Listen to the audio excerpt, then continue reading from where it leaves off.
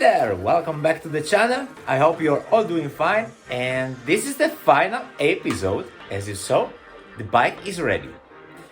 But before showing you how much did cost me to refurbish entirely the bike, I have to admit that I was wrong. Do you remember when I was saying apparently the lever that I kept so carefully were from a different bicycle? Actually, that was not true. On the second part of the video, I will tell you exactly how much it cost me to fix the bike or to refurbish, restore, whatever you like to call it, the job we made. And in the meanwhile, why don't you just click on the subscribe button? Let's try to hit the 100 subscribers before the end of the year. Let's do it, we can do it. So thanks for watching, enjoy it. It was looking me too strange that I saved the wrong lever. So I looked carefully on the lever, I found a part number, and then I used Google to search for it to figure out if it's a Suzuki part or not. And surprise, surprise, as you see, it was a Suzuki one. The question is, if the lever is the right one, why on the earth the screw is having so much play? You see, it's having really a lot of play. And if I compare this lever with the aftermarket one, you see that inside there is a collar that here are missing. Could be possible that the original one needs a collar that is removable, because this is fixed, you cannot remove it, that I don't have. Once more, Google came on help to me, and yeah, there was a pusher that I was missing. Finally, I recall that the previous owner gave to my wife this bunch of parts that were not installed on the bike. So let's have a look inside. What is it?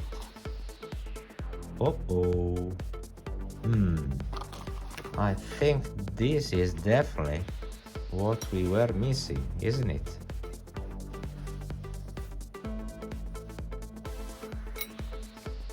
Yeah, apparently this is exactly the part that we were missing. So we can finally install also the genuine levers on the bike. This is a great news. However, it's crystal clear that this cable, has gone too far. So we have to replace this as well. Okay. So first thing first, let's cut the remaining broken wire. And then, before installing the new cable, I think will be worth for us to check the status of this slider, because if the cable was cut, eventually we have to secure it will not happen with the new one as well, that there are not evident damages here that can cause damages on the cable. And apparently this is okay. This is apparently okay. That means that we can now grease a bit the entrance here,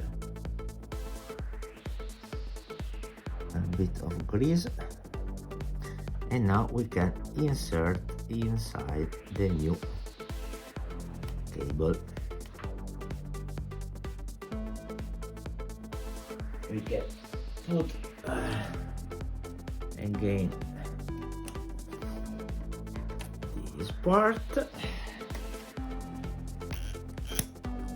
and now it's important to move the register to his almost full extension. Now we can install the lever.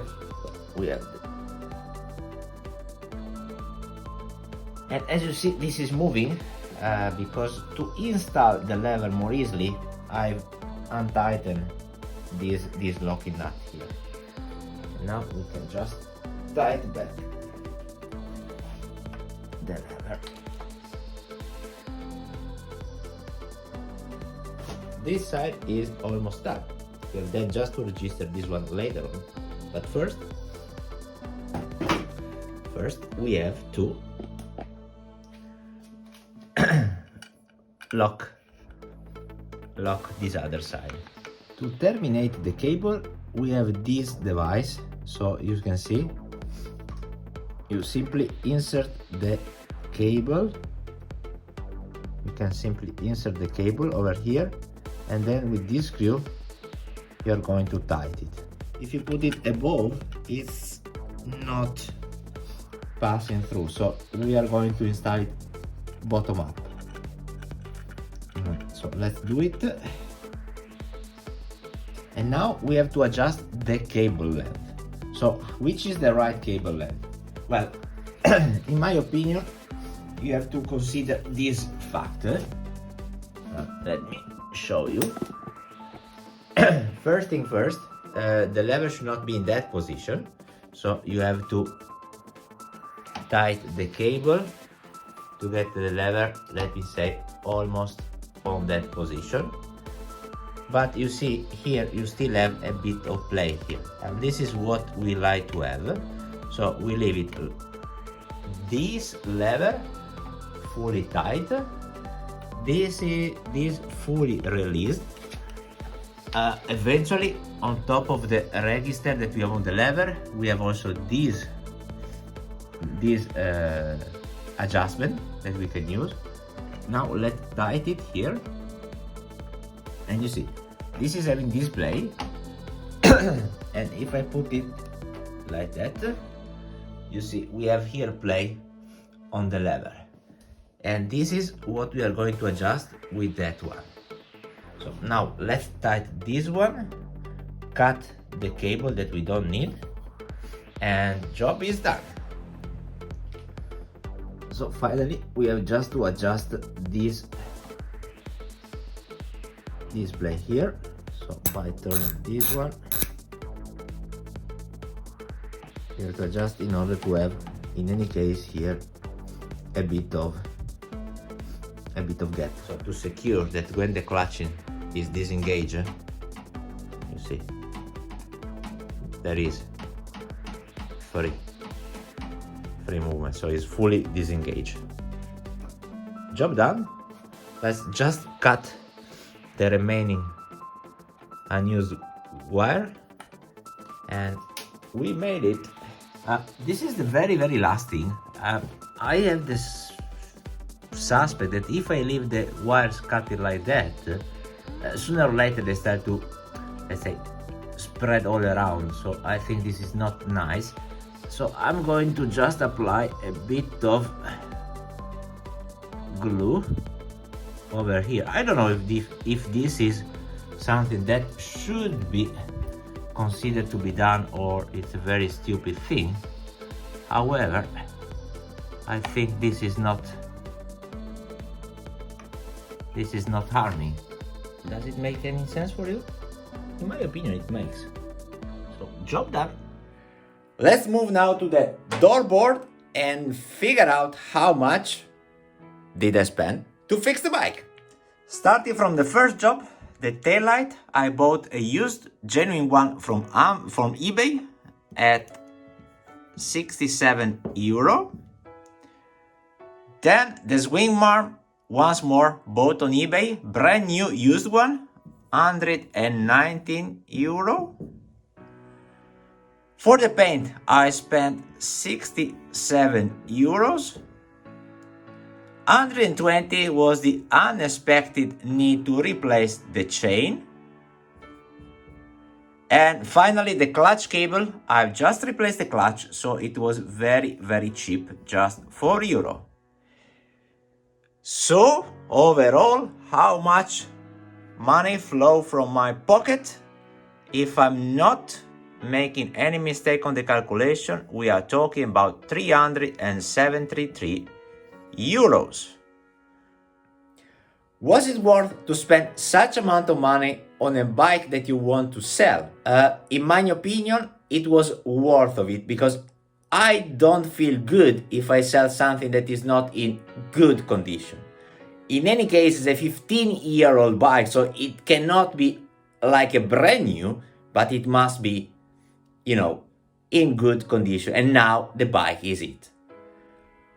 Of course, I've also worked to bring it back to stock condition because in my opinion, there are two potential buyers for this bike who would like to keep it because in the future, for sure, the value of this bike is going to grow because you will not find anymore a new bike like that one.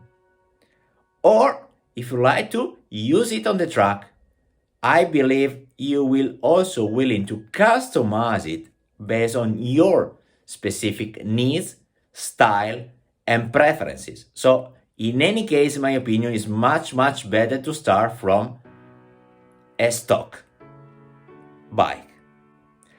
However, what would you do if you were on my shoes? Have you considered to do the same job, or would you prefer to sell the bike as it was, maybe at the fraction of the price of the value of the bike? Write it on the comment section. Meanwhile, I hope you have enjoyed this journey that we had together. I've enjoyed making it. It takes me much more time to do it and trying to film it. So I hope you have enjoyed this journey with me as well. Please don't forget to subscribe to the channel and take care. See you in the next video. Ciao, ciao!